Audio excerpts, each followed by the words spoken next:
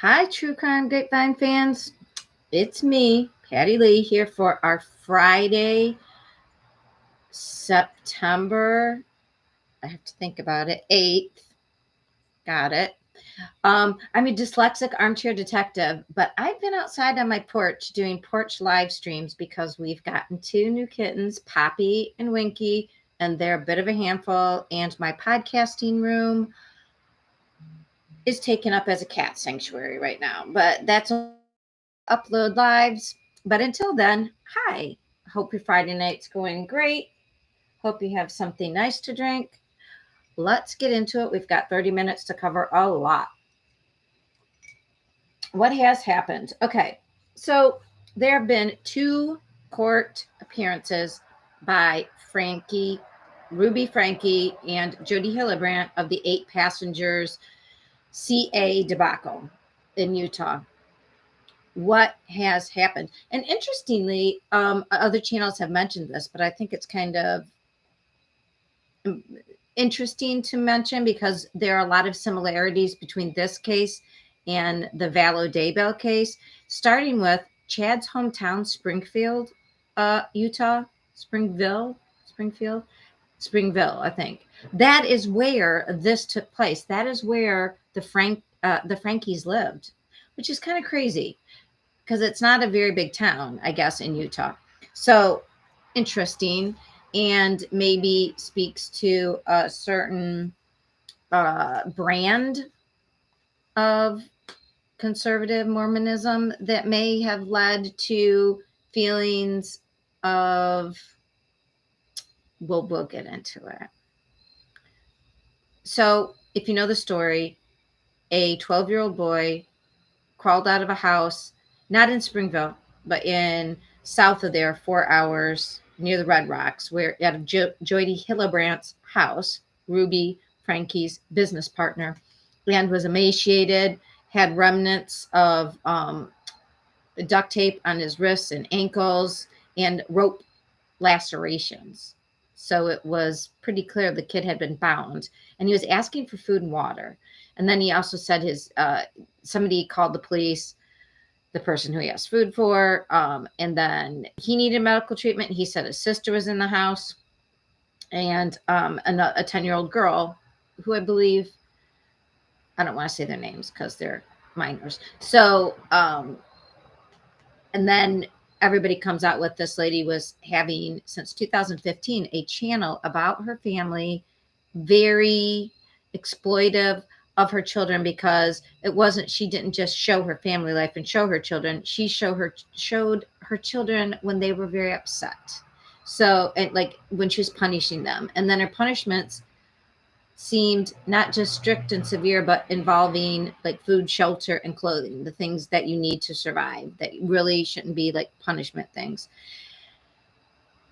Anyway, she and her business partner, because of the two kids being found there, had 6 counts each of CA,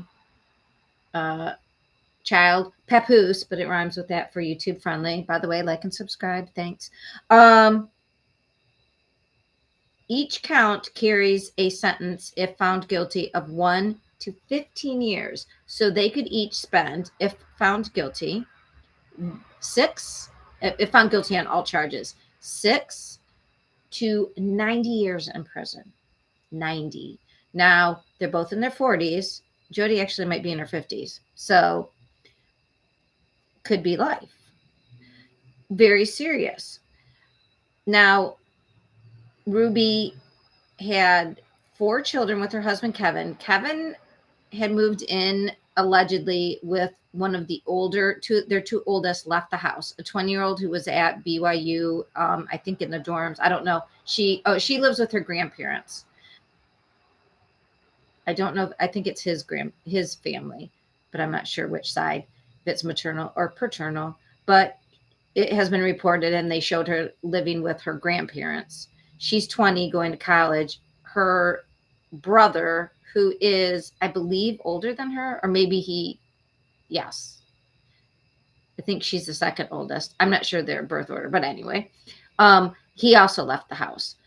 He was the one that if you've been listening to all the recordings, that when he was 18, they sent him away to a wilderness camp. I think the same one that Paris Hilton went to, which alleges abuse.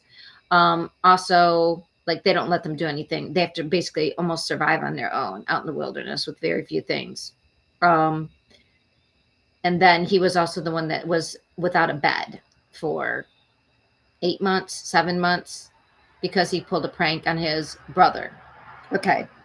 So 4 other kids, though, the 2 that were found emaciated and bound, and then 2 more in their house 4 hours away. All those children were removed from the parent. Well, the dad wasn't there. So from the Frankies' custody and placed into the system.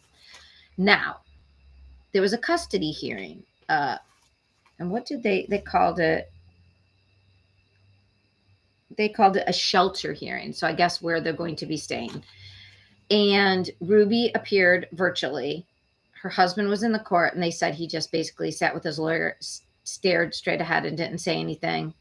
The 2 of the oldest girls were at the prosecution table with the state. Now, here's the most insane thing. This hearing happened Thursday. I don't know how I missed it, probably because of the time difference. So it happened after I went live last night, or that's when everything was being written about it. So I heard specific details first from Hidden True Crime. So shout out to Lauren Matthias, the journalist. She is from Idaho. She's followed the Vallow case because she, I believe, was at one time Mormon. She also is very familiar with that area and the practices and how things can get very fundamentalist and sometimes out of hand. So, and her husband is a criminal psychologist. And so they've been very deep into the Vallow cases and other cases, especially DV cases and things involving family dynamics. I couldn't believe what she was saying. I did look up her sourcing. Numerous NBC articles, as well as reporting from the Daily Mail and People Magazine and everybody that follows true crime. Ruby Franke, when asked about, so they're trying to decide custody of her children, instead of speaking to like how she loves her kids, or the husband should be taken, their family should stay together, or anything, instead she goes off on a psycho diatribe explaining to the court that really they have to understand that one of her children, and I think she may have named, I don't know if she named the child, but one of her children SA'd. It's basically like it sounds to me like she retold the Duggar story. It sounds very, very similar to what Josh Duggar's book says. So I wonder if she's been doing some creative problem solving about what could be her excuse for what she did. Let me know in the comments if you have any opinion on this, because it's strangely similar to Josh Duggar's story, except she started out with this one child had been watching, and have to be YouTube friendly here, Korn from the time he was 3. And Lauren Matthias brings this reasonable argument as to how, okay, so this very conservative Mormon family, who the mom is so careful and so righteous, how did a 3-year-old see Korn? Does that make any sense? Doesn't really, does it? I don't think so. A 3-year-old, number one, 3-year-olds, I don't know how they work a computer. I mean, I guess they could, but 3-year-olds do not or are not interested in Korn as a rule. And how would they access that on a computer? I mean, it just makes no sense from this mom who had everything very locked down and was very, with her kids and very rule oriented about everything. So somehow she's got this story of this one child started at 3, and he then essayed numerous people. And she ended up saying that last May he told, or not he, because she didn't say a gender, I don't believe, but that there were 20 victims. Okay. What? Where did this come from? And why is she saying this in a hearing? And no offense, why didn't anybody just mute her, stop her, and say, like, if you can't, this is not what we're talking about. If you have allegations, please speak to, you know, you need to report that to the police. The court is not the appropriate venue, especially when we're talking about your hearing for where your kids are going to stay. The husband was stone faced the whole time. And then, even more wildly, apparently some quote unquote attorney stood up in the gallery behind everybody and was like, I'm here to represent the mother of one of the children who were, essayed, and she would like to speak, or I would like to speak, and judge, don't you want to hear this? Or like, what? Okay, if it was a real attorney, they would know you don't stand up in open court to speak about something that's not relevant to the hearing that's happening, which was about where were the children going to go. Number two, why aren't you going to the police with this information? I mean, you don't start by standing up in a court and screaming it.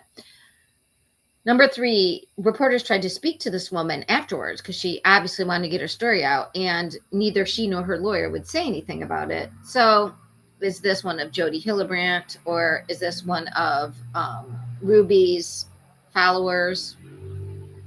Who knows? It just seems very odd. But interestingly, the judge did say when they were placing the children that that child would then be placed by themselves, which, if you were looking to further abuse some child, making sure that they were left without their siblings would be a great way to do, is to accuse them further of something. And then again, Lauren Matthias had a great idea, and if you agree with it, it makes a lot of sense seeing as to the recent victims. I told you last night that Hidden True Crime was doing something with a man named Adam, and Adam was a victim of Jodi Hillebrand, allegedly, saying that, and how it was is he went with his wife because their bishop said so for marital counseling, and she got into his stories of his childhood essay through a Boy Scout situation, and then she started to say stuff like, sort of intimate that he was now a victim. And I guess in some cultures, it's just that's a misnomer or an erroneous assumption. Some people who are essayed might reenact that on somebody else, but everybody doesn't. And the fact that this was an adult man and she got into his records, and then she said stuff to other people, basically that he was probably,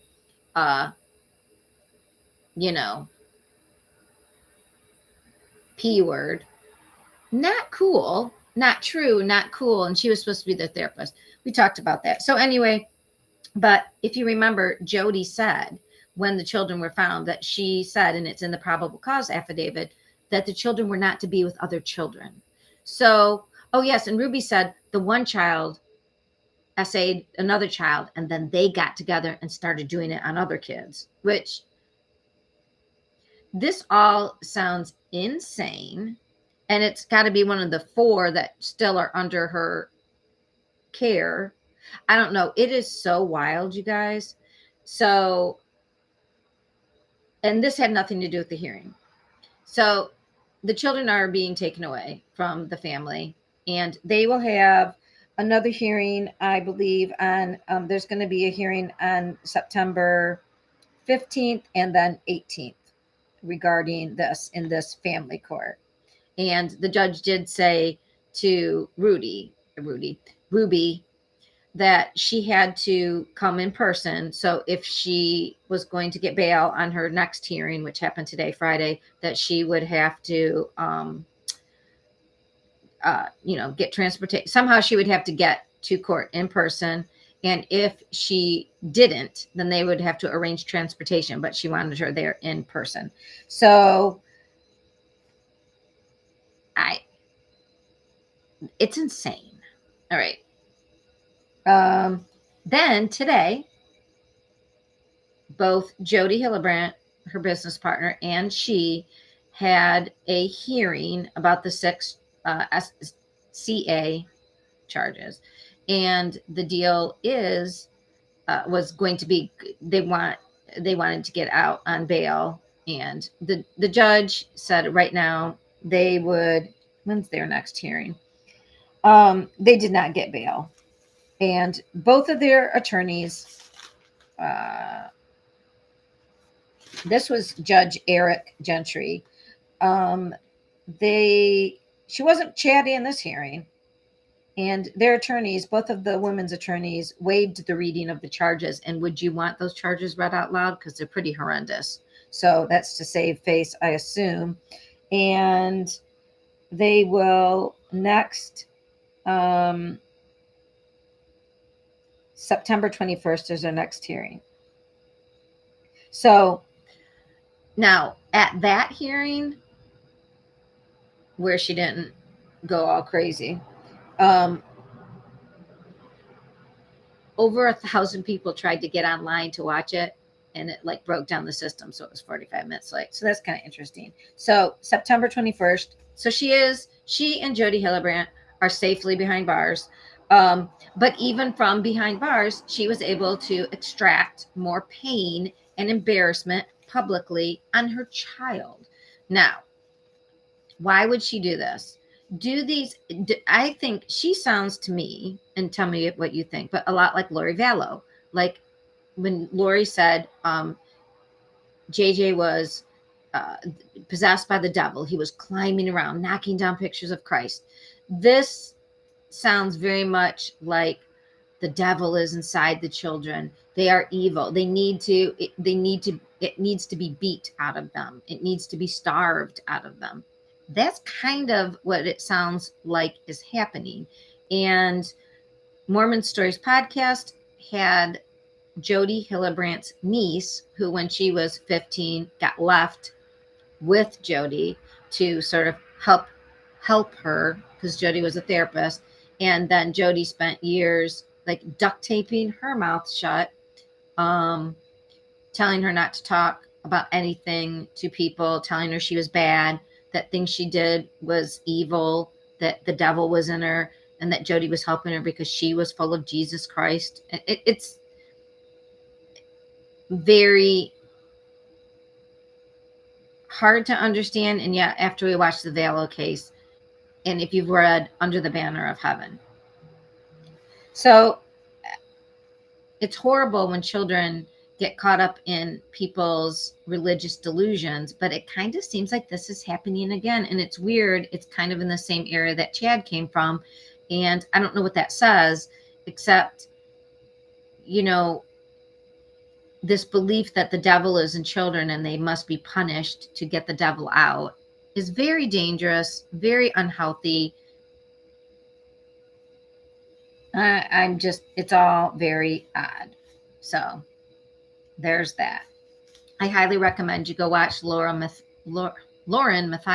Matthias's Hidden True Crime Live that she talked about this, and the Mormon Hidden and the Mormon podcast stories about this case, because I think that explains a lot more with the religious context, because it's not just like, oh my God, these people are sick, throw away the key. It's really very more layered, and I don't know how you fix it, but you definitely take those kids away. And I'm not sure why the dad isn't saying anything. So I assume he'll show up at the next custody hearing, but he hasn't been charged. It's all very strange. Like, what did he know? Kevin Franke. It just is very odd. I'd like to know more about what he knew. All right. So we have two trial updates. Two people that we watched huge trials, and now both of them want new trials. For different reasons. In the Murdoch case, we know that they're alleging that there was jury tampering by the clerk of courts, Becky Hill. Today, we heard that different jurors have different attorneys. The people who were in the affidavit have an attorney that's related tangentially, like years ago, to Harpootlian. And Dick Harpootlian is a state senator. He's got his fingers in all the pies. So I don't think it's that unusual that somebody would relate to him. But everybody's, ooh, because those jurors are trying to get Murdaugh a new trial because they're lying, which lying to a judge can be very serious. And like we talked about before, there's stuff that was in the transcript that we know is true that Becky Hill did interrogate, for whatever reason, the egg lady about some fake Facebook posts that can never be found. So that was a little weird, but we'll find out. And then some more jurors are being represented by Eric Bland and I forget the guy's first name, Richter. Those attorneys have been very clear that they are very anti-Murdaugh. So I don't know if those jurors are going to say like this isn't true. So it's just a mess. So we'll look forward to hearing about that. There should be an evidentiary hearing. All right. So, and then we'll see if that tampering is true that they will get, Murdaugh could get a new trial. We will see. TBD, to be determined. Vallow last night, I missed this. She also, her lawyers put out a 16 point counts of why she should have a new trial. And like, oh, she didn't get a speedy trial, and like all these, everything that they argued about in court. And I will just tell you, I'm going to go on the record and say, no, she is lucky. She is cuckoo for coconuts, and that's why they took away the death penalty. I always believed that. I mean, her hair was found wrapped up on her dead son's wrappings of his head where he was suffocated. And she never said anything, and they were in her boyfriend's backyard that she later married. I mean, come on, you guys. But they have to make appeals. That is part of the process. I don't think that goes anywhere because I don't think there would have been, I don't think she had, I don't think this would have changed the outcome. The facts are the facts and they're damning. So I'm not very worried about Vallow. A little worried about the Murdaugh case. That's 50-50. Vallow, maybe 90-10, if that, 95-5. I don't think. Everybody, some of the lawyers like, well, we know that the speedy trial was violated. Okay. Well, because Lori was saying she was insane again, and they had to, there all these games about back and forth, and they had to go get a court in a new venue, and they had to keep trying to find a Boise court available for a very long time. And yes, she would have been in jail for lying about where her kids, like if they would have pursued that charge. I mean, this is, I think it's all ridiculous. And even if she were to get a new trial, she's going to stay in jail because she'll go straight to Arizona and do that trial first. So Lori's not going anywhere, I don't think. That's just my opinion. What do you think? Like and subscribe and let me know in the comments. All right. The last thing, the manhunt. Have you been watching the manhunt in Pennsylvania? It is centered the last 2 days on Longwood Gardens, which is a botanical garden, 200 acres, where Danilo Cavalcante from Brazil, by way of he illegally entered the United States and started dating a woman that in 2021 he unalived with 38 little wounds in front of her kids. So real nice guy. He's the one who Spider-Man walked out of the jail. Oh, speaking of which, the tower guard who should have seen him, because we said in May another person escaped and they put up extra wiring, but the guard in the tower saw that guy running across the roof and within 5 minutes was alerting everybody that there was, and he was captured later that day, the next day, very soon afterwards. This time, and thank you, dyslexia, I said the right times, but then I did it as if it was all 8 o'clock. He Spider-Man'd out over the roof at 8:15, and it was 9:35. So a whole hour, over an hour and like 15 minutes before they knew he was gone. Tower guard never reported it.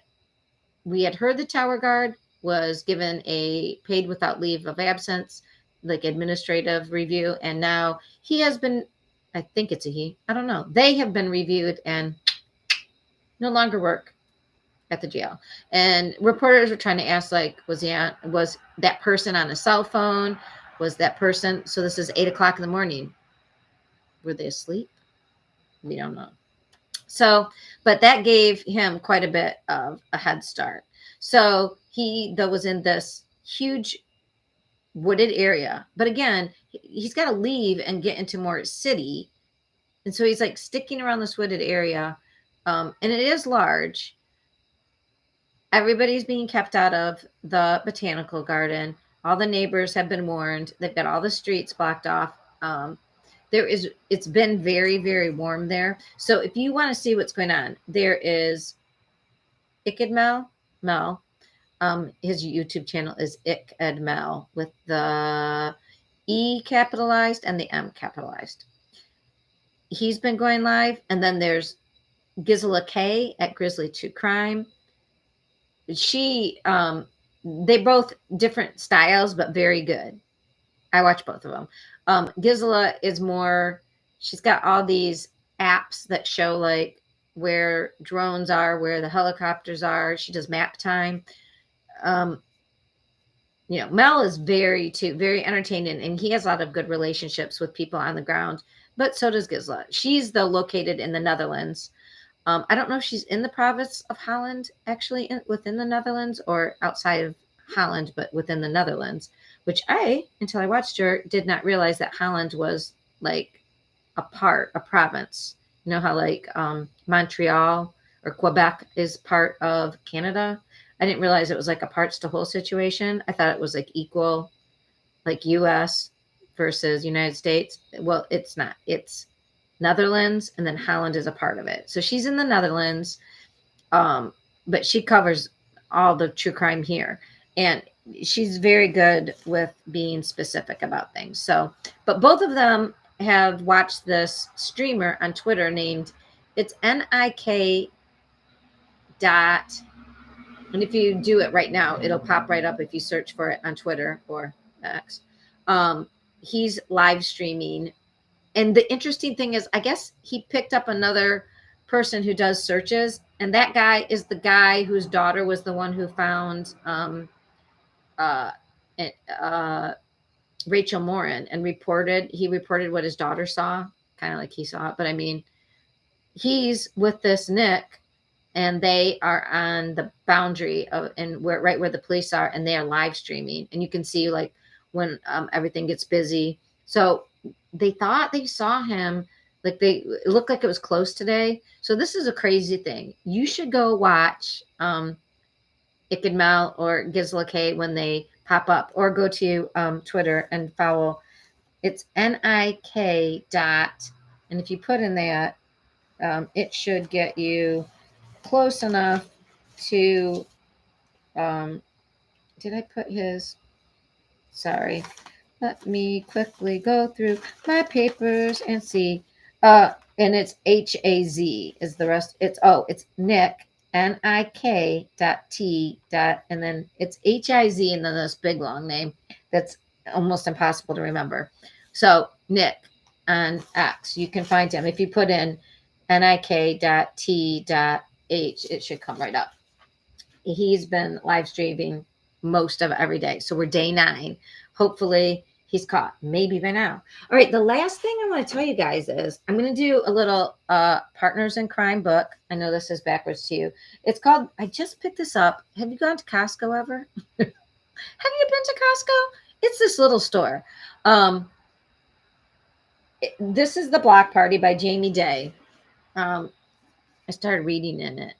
It's pretty good already. So I'm going to do a little read every night. At the end, I'm going to tell you how far I got. Right now, all I know is that there's this mom who's like a perfectionist mom who's on this block. They're like the block that was in the manhunt the first night we saw on, what was it, Glen Allen or Water Glen, the fancy neighborhood right outside of where the prison is, which is weird. But it's like that. They're in a cul-de-sac, fancy. She has done the block party, and she's drinking too much wine. She just like gotten all this setup done, and people are just starting, and her husband's not too happy. And that's as far as I've gotten. But it does say, I will read this to you. It has to do with a murder. Of course it does. Here's what it says on the inside cover. The residents of the exclusive cul-de-sac on Alton Road appear to be living idyllic lives, but underneath the surface, they're all entangled in a web of secrets and scandals. At the annual summer block party, the only thing more dangerous than the desserts are the neighbors. And this year, murder is on the menu. But who's the killer? And why did they kill? The answer lies 1 year earlier, when the rivalries and betrayals first unfold, and the residents of Alton Road each discover that nothing and no one is ever as it seems. Boy, that goes with the Ruby, um, Frankie, and the Lorvallo stories, right? They look like perfect moms. Um, the block party is suspenseful, fast paced, funny all at once. All right, so I'm going to read this and I'm going to let you know. So there will be spoilers, but I'll put it at the end. So have a great weekend. I will see you guys later. It would help if you watch this, if you like and subscribe, but you don't have to. And I don't know why you would share it, but you can share it with people too. It's free. All right. Bye.